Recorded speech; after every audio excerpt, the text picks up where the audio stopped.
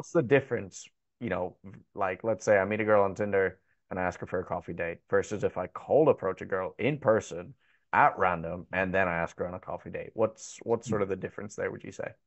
Well, let's just get the obvious one out of the way, right? Like I've been on dates before. I know, guys that I even know where it's like you match girls on Tinder, Bumble, Hinge, whatever the case is, and you're like, okay, this girl's cute, this girl's hot. You show up on the date, she's 40 pounds heavier, and the next thing you know, you're like, should I bail or do I put my hood up, put my head down, and hope nobody that, I know sees me at this restaurant or at this bar, right? So obviously, looks wise, right? You can see like, okay, this girl is who she's presenting herself to be, right? Because women are extremely good with lighting, with angles. I've seen girls in front of me with my own two eyes that I have on Instagram taking selfies, taking pictures.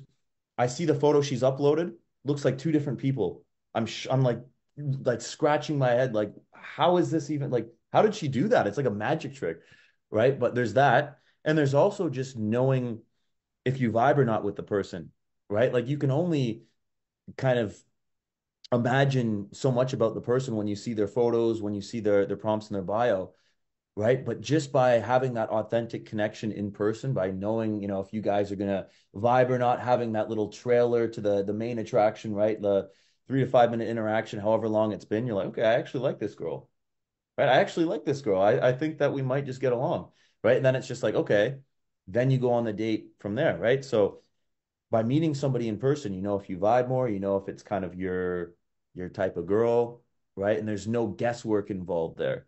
Mhm. I hear you.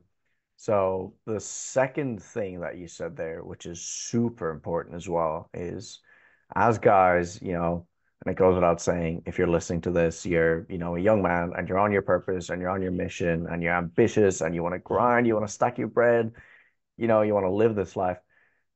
Oftentimes we forget the simple principle of use it or lose it. Do you know what I mean? Mm. Exactly like you said, like sure, I'm on monk mode right now in Turkey, but this is like I'm here for a purpose. But the caveat of doing something like this and limiting pretty much social interactions for the next month is I know I'm going to come out a little less advanced in my social skills with girls because girls is my priority right now.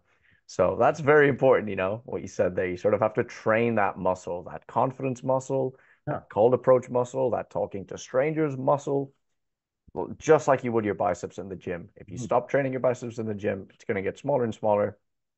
Same with all of this stuff.